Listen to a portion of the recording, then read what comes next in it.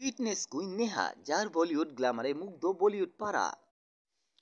বলিউডের সাফল্য অর্জন করতে হলে শুধু অভিনয় নয়, ফিটনেসে অত্যন্ত গুরুত্বপূর্ণ। অভিনয়ের পাশাপাশি নায়িকাদের ফিট থাকা এখন ট্রেন্ড। বলিউডে অনেক নায়িকাই নিজেদের ফিটনেস বজায় রাখার জন্য জিমে সময় কাটান এবং পাপ্পারাজিদের ক্যামেরায় ধরা পড়েন। তবে এমন একজন অভিনেত্রী আছেন যিনি অভিনয় নয়, নিজের ফিটনেসের জন্য সমানভাবে জনপ্রিয়। তিনি হলেন নেহা শর্মা।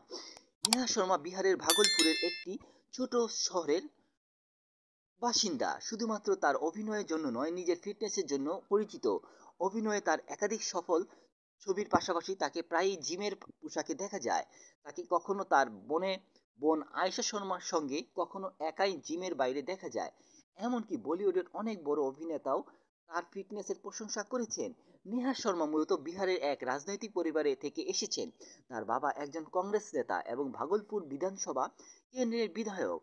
তিনি নির্বাচনী প্রচারণাতেও তার বাবার সঙ্গে অংশগ্রহণ করেছিলেন। তবে নেহা শর্মা কেরিয়ারে শুরু করেছিলেন 2010 সালে, যখন তিনি ইমরান হাসমির কুক ছবিতে অভিনয় করেছিলেন। যদিও ছবিটি বক্স অফিসে তেমন সফল হয়নি, কিন্তু নেহা ও ই- ইমরানের জুটি দর্শকদের মধ্যে জনপ্রিয় হয়। নেহা বলিউডের বেশ কয়েকটি উল্লেখযোগ্য ছবিতে কাজ করেন, যেমন ইয়ংস্তান, মুবারকান, তুম বিন এবং কিয়া সুপার কুল হে হাম।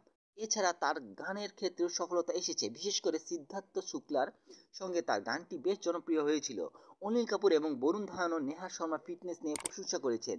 তারা একসময় কফিউত কারণ সত্ত্বেও বলেছিলেন যে তারা নেহা শর্মাকে বেশ পছন্দ করেন এবং তার ফিটনেসের প্রশংসা করেছিলেন। বরুণ ধাওয়ান এমনকি নেহা শর্মার বোন আয়শাত শর্মাকেও জিমের পোশাকে দেখতে পছন্দ করেন। নেহা শর্মা ব্যক্তিগত জীবন এবং কেরিয়ার নিয়ে অনেক আলোচনা হলেও তার ফিটনেস, গ্ল্যামার এবং সৌন্দর্য সর্বদা তার ভক্তদের জন্য আকর্ষণের কেন্দ্রবিন্দু হয়ে থাকে। তাকে দেখে বোঝা যায় যে খ্যাতি এবং সাফল্য শুধু অভিনয়ের মাধ্যমে নয়, নিজের ফিটনেস এবং স্টাইলের মাধ্যমে অর্জন করা সম্ভব।